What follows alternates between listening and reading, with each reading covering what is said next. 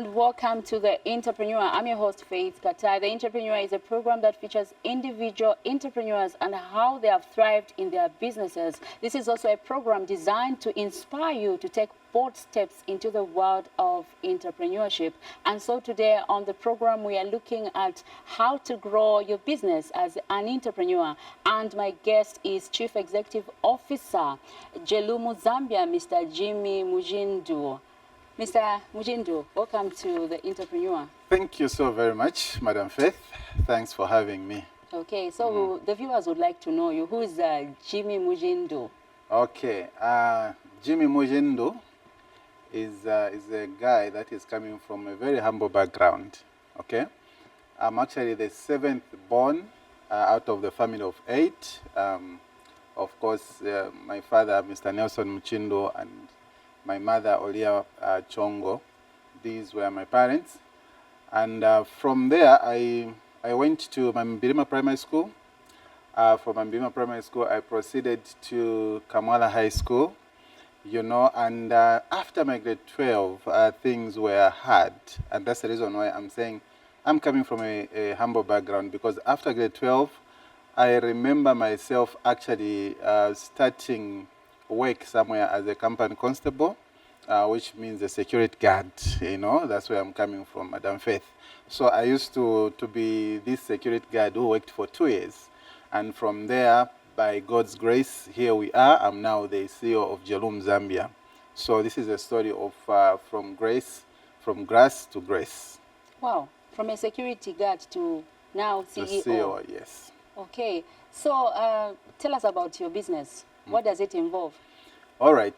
So Jelumu Zambia, actually, it was founded in 2013. And this is a company that has a facility. The reason why we founded this company, Madam Faith, is because there was a particular problem that we wanted to sort out in our community. You know, today, if you want to start a business, your focus should be what problem are you sorting out? You know, it's not about, I have this capital, I'm looking for a business to start. The question, number one question that one needs to ask themselves is, okay, fine, whatever business that I want to start, what's the problem that I'm sorting out? So at a time, I used to sell cars, you know, 1, 2 vehicles in town. And then I realized that we used to have quite a number of people that would come forward. You find that the vehicle is costing 200, 300. And then they would say, okay, fine, I have maybe 80,000. Can you allow me to pay the balance within 2 months and stuff like that? And those days, you know, we would refuse to say, no, go and look for the difference and then come when the money is ready. And we saw that a lot of customers, a lot of people were frustrated because they would be sent back, you know.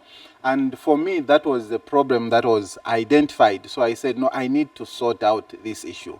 I need to sort out this problem. And today, we have Jelumu Zambia, which is providing the facility where you, Madam Faith, can come today and just pay a deposit of 30%, and then we allow you to pay the balance in 6 months, 12 months, 24 months, even 36 months at a very minimal, you know, service charge or interest. You know, our interest rates, monthly interest rates, are as low as 1.67, you know, per month. So this is Jelumu Zambia for you, you know. Anytime you're welcome, that facility is available for everyone, whether you are in private sector, you are in civil service, you know, you own a cantemba by the corner, you're welcome to come through, and we'll be able to assist you. So this is what Jelumu Zambia is all about, to make, you know, accessible for vehicles very, very easy for anyone that is living in Zambia. Wow. So this passion for business, where did it start from? Did it start when you were still young? You used to like vehicles? Yes. Actually, my father used to be the driver in UNIP government. You know, Mr. Muchindu used to be a driver, and if I'm not mistaken, I think he at some point used to drive the first vice president. Then we used to call them prime minister, you know, Grey Zulu, you know. And because of that, before he could even, you know, move to start driving those high profile people, he used to be just this mere driver in the government. So he used to come home with different vehicles, you know, and he would be checking those vehicles, he would maintaining them and things like that. And it was during that time that I would be with him, you know, checking. And from that time, my passion for cars has always been there.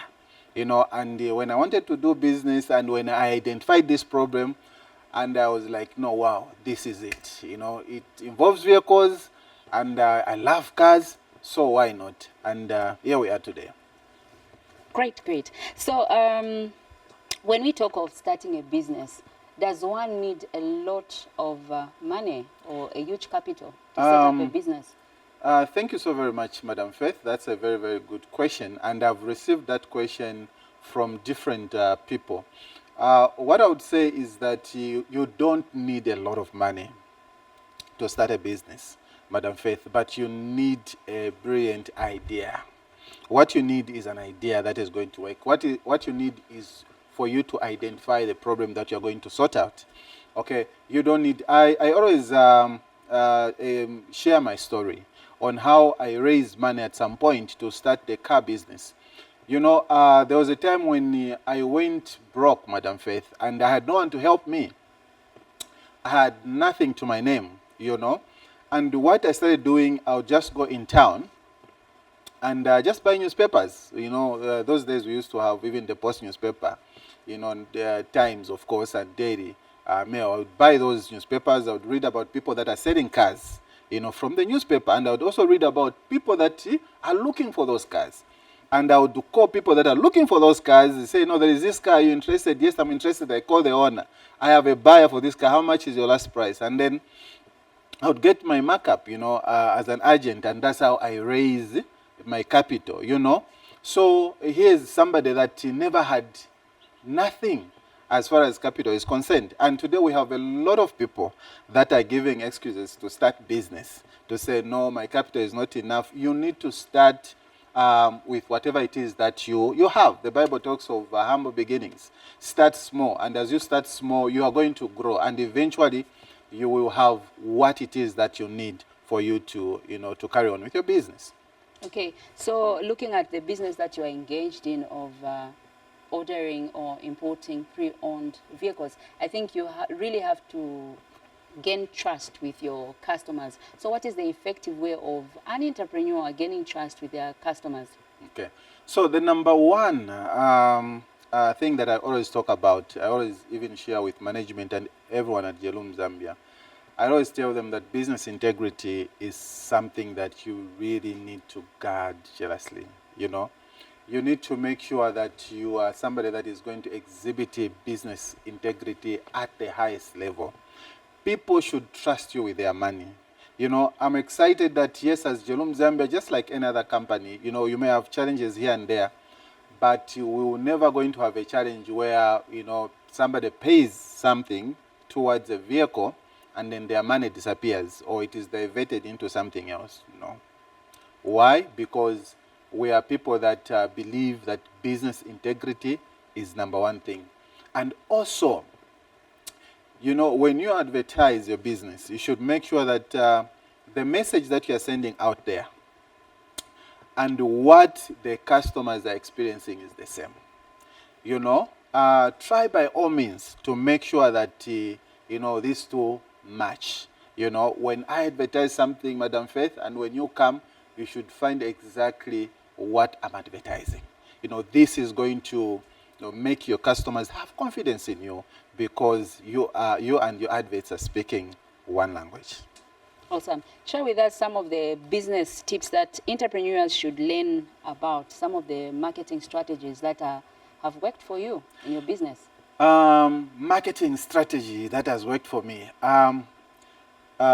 Consistency in marketing, Madam Faith. I'll give an example. You know, these are well-known business entities or brands. In Lusaka, we have ShopRite. Every year, you find billboards along the road. ShopRite is still advertising. Who doesn't know about that company? You know, Trade Kings is the same story. You know, they're a big company. You know, everyone knows Trade Kings, but they're still advertising. So, number one strategy, if you are somebody that is new in business, make sure that there is consistency in advertising your business. Take advantage of social media. Okay? You know, I travel a lot sometimes, and most of the times, of course. And each time when you're waiting to board a plane, everyone is on their phone. these phones that you are seeing, these gadgets, they're like moving billboards, being held by different people. See what you can do, utilize, make sure that you utilize the social media, advertise your business, and also engage people that have got numbers. And this is something that has worked for Jelum Zambia. We have worked with different people as long as they've got numbers, and that has actually in return made our business to be where it is today. As an entrepreneur, how is your day like? You being the CEO, how do you start your day?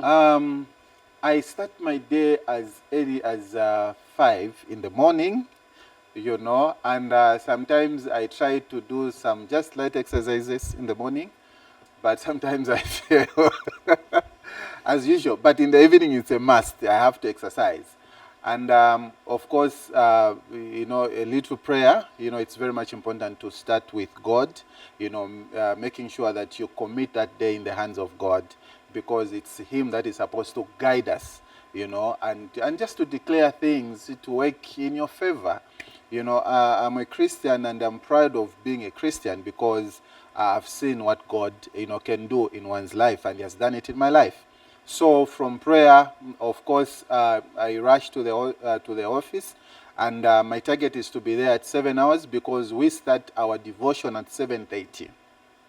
So before anything else, when we reach at the office, we sit down as Jelum family and just pray together, thank God, and just commit. If we have challenges in that particular week or day or whatever it may be, or if it's something nice, we just, give thanks to Him.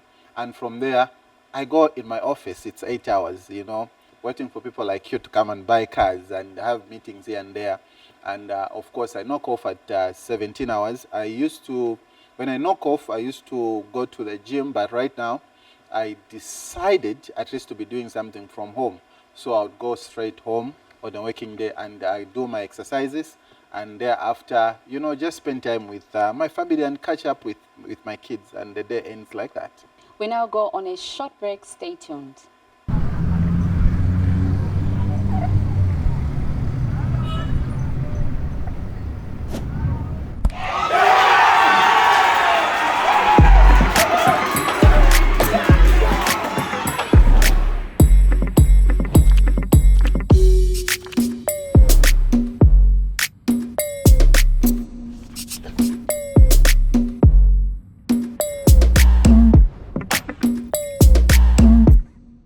Welcome back. If you have just joined us, you are watching The Entrepreneur, and I'm talking to the CEO of Jelum Zambia, Mr. Jimmy Muchindu, an innovative entrepreneur who has successfully grown his business. He's here today to share insights and inspire fellow entrepreneurs and would-be entrepreneurs on how to take their ventures to the next level.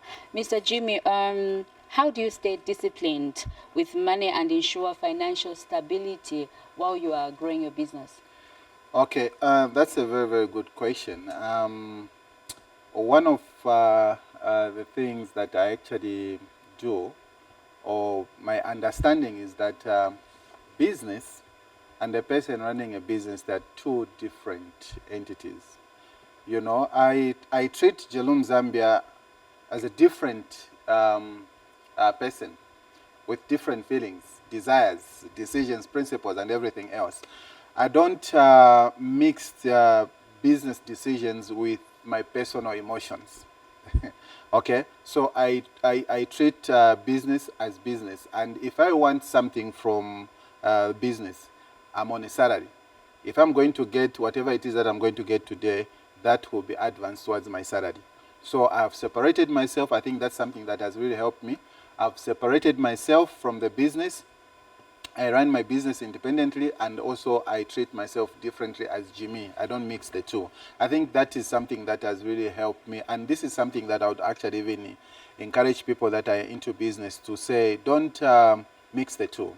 You and your business are two different individuals, so to say, and if you're going to take that seriously, it is going to help you to be disciplined. And also, don't get excited with things, especially when it comes to upgrading your life unnecessarily. There is no one that you are trying to impress at the end of the day. You should focus on building the legacy. You should focus on investing for your family. You should focus on creating wealth and not just riches. Things that your generation to come will be able to inherit and continue, you know. And if you're that person that is focused and that is looking to build that, trust me, there is nothing that is going to cause you to divert your funds or to become an impulse, you know, buyer or whatever it may be. You know, so these are some of the principles that have helped me to actually be disciplined financially. So how have you managed to grow your business to where it is now? Okay, so how I've managed to grow my business to be where it is now, I'll start with the last question that you've just asked me, is that when you are starting a business and your business is very, very small, do not be in a hurry to upgrade yourself.